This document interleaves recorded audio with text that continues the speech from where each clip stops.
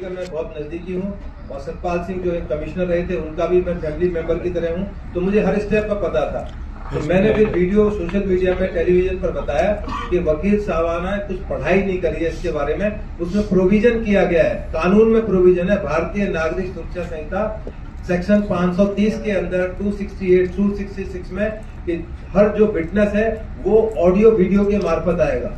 तो वकीलों की अपनी परेशानी, चूंकि मैंने भी लॉ की हुई है पर मैं प्रैक्टिस नहीं करता हूं, पर मेरे दोस्तों की परेशानी ये है कि वकालत का धंधा करीब करीब बंद हो जाएगा। 10% वकीलों की जरूरत पड़ेगी। पहले ही गवर्नमेंट 7 साल से जो कम जिनमें सजा है उनमें बेल का प्रोविजन कर दिया है कि उनको जेल भेज ही नहीं सकते पुलिस वाले, तो इसलिए और परेशानी बढ़े, तो इसलिए उन्होंने एजिटेशन किया। हालांकि सरकार बहुत सी चीजों में कंप्रोमाइज करती है, वोट बैंक का चक्कर और चीजों का चक्कर, परंतु ये 5 स्टेट में लागू और सक्सेसफुल लागू हो चुका है। उत्तर प्रदेश सबसे बड़ा स्टेट है।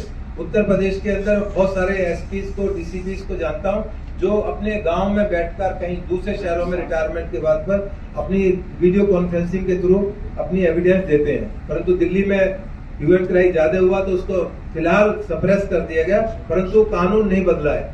मैं वही बोलता हूं अपने दोस्तों को कि कानून में बदलाव करोगे तब आपकी जीत होगी, परंतु यदि आप चाहो कि हम पाषाण युग में चले जाएं कि उसी हिसाब से हम अपना ट्रायल, तमाम चीजें, दुनिया आगे बढ़ रही है।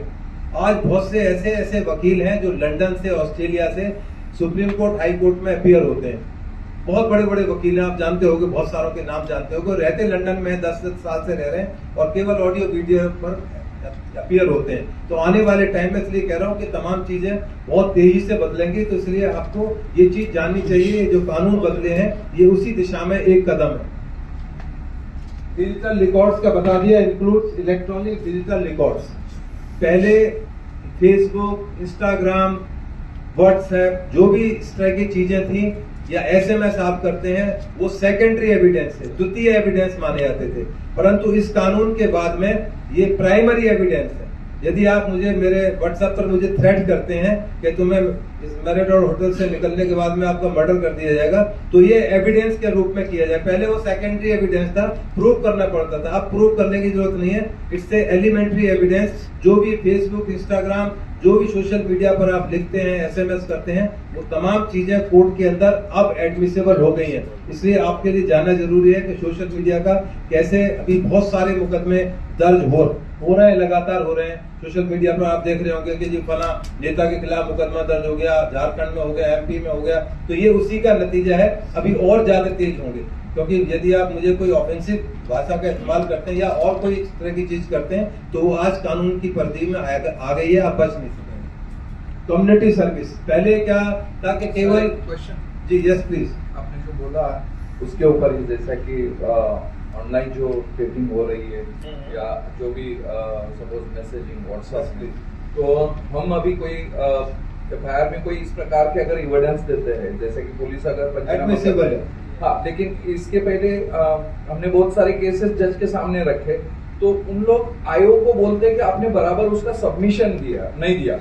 तो वो आईओ की जिम्मेदारी है, responsibility IO to take the seize the document. आपका लैपटॉप है, कंप्यूटर है, उसको सीज करें और 65A का जो एविडेंस एक्ट का जो सर्टिफिकेशन है वो दे कोर्ट के अंदर। कोर्ट में एडमिसिबल सजा हो जाएगा आदमी या बरी हो जाएगा, दो चीजें होती हैं, बरी या सजा। हाँ, उसमें भी हमने देखा कि अगर सपोज किसी के साथ पंचनामा करके लोग पंच लेके करवाते हैं, तो ऐसे भी हमने केसेस में देख लिया कि पंच बोलते आयोग, जब भी केस बोर्ड पे आता है, जब भी विटनेसेस होते हैं, तभी खुद जो विटनेस देने वाले बोलते कि हमें पता नहीं है, क्योंकि पुलिस कोई भी किसी को पकड़ के लेके आती है, उनका इंटरनली कुछ डील होता है या व्हाटएवर इट इज देयर, वो कुछ पता नहीं। लेकिन जो मोमेंट में जब हियरिंग होती है, जो मोमेंट में बोर्ड पे केस आती है, वो टाइम में बहुत बार ऐसे केसेस बराबर अटैचमेंट नहीं है, बराबर पंचनामा नहीं है, बराबर इंक्वेस्ट पंचनामा नहीं है, सपोर्टिव डॉक्यूमेंट्स नहीं है, सर्टिफाइड नहीं है, उसके वजह से केस विड्रॉल हो जाते हैं। बिल्कुल, उसमें अब जो प्रोविजन आया 2024 में, मैंने इसलिए बता रहा हूँ आपको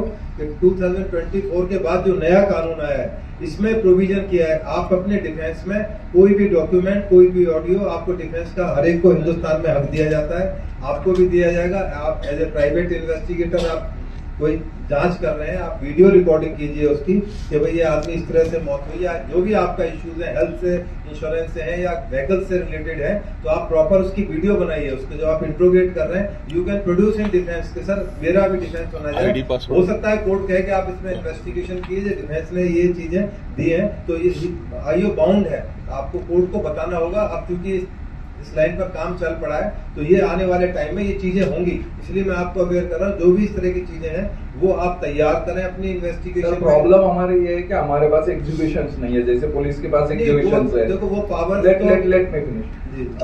एग्जीबिशंस नहीं है, जैसा कि आपको अरेस्ट करना है, इंट्रोगेशन करना है, जो भी सर अभी आपने एक वर्ड किया कि भाई उनको पूछताछ करो, जबकि हमें हक नहीं है। तो हम जब भी अंडरग्राउंड जब इन्वेस्टिगेशन करके सपोर्टिव डॉक्यूमेंट्स लगाते हैं, तभी भी उसके अंदर क्वेश्चन किया जाता है कि इसको पंच का अटैचमेंट है। मेरा सबमिशन ये है कि यदि कोई भी चीज लॉ के बियॉन्ड आपने प्रिक्योर की है, वो जीरो है, कानून के बाहर। आप अपने इन्वेस्टिगेटिंग ऑफिसर्स को बताइए, पुलिस ऑफिसर्स को, और कोर्ट इज ओपन, कोर्ट में बताइए कि इस लाइन पर इन्वेस्टिगेशन कराई जाए। कोर्ट जरूर कहेगी कि हाँ, पर आप कोर्ट जाएंगे तभी होगा ना। आप आईओ को बताएंगे, आईओ नहीं सुनना तो ऊपर सुपीरियर ऑफिसर्स हैं, सारा सिस्टम है उसके अंदर, धीरे धीरे चीजें फॉर्मलाइज होंगी, आपका जो पक्ष है वो भी सुना जाएगा। Thank you so much. आपको इन्फॉर्म करना चाहूँगा कि एक केस में मेरे साथ ये हुआ कि मैंने जूम मीटिंग पे जो था विटनेस और इंश्योर्ड का स्टेटमेंट दिया था, और वो जूम मीटिंग रिकॉर्डेड था। तो वो रिकॉर्ड करने के बाद में जब उसका क्लेम एप्लीकेशन हुआ तो वो कंज्यूमर फोरम में गया, और उसने ऐसा उधर प्ले लिया कि मैंने ऐसा कुछ बोला ही नहीं है, और ये जो भी मेरा स्टेटमेंट वगैरह जो किया गया है ये सब बोगस है, ठीक है, मैंने ऐसा कुछ बोला नहीं था। तो जब वो जूम मीटिंग जो था उस केस के साथ में जो सीडी दिया गया उसका रिकॉर्डिंग का, तो कोर्ट ने भी माना कि नहीं, इन्वेस्टिगेटर ने आपका जूम मीटिंग आपको रिकॉर्ड करते समय बताया है कि मैं ये मीटिंग रिकॉर्ड कर रहा हूँ, और ये आपका जो क्लेम के बारे में हम लोग आपका स्टेटमेंट ले रहे हैं। तो ये बोलने पे वो वहाँ पे जो रिकॉर्डिंग था उसको कोर्ट ने सही माना और उसको एज ए एविडेंस एडमिट किया। बिल्कुल, ये आज माना जाएगा, 100% उसको माना जाएगा।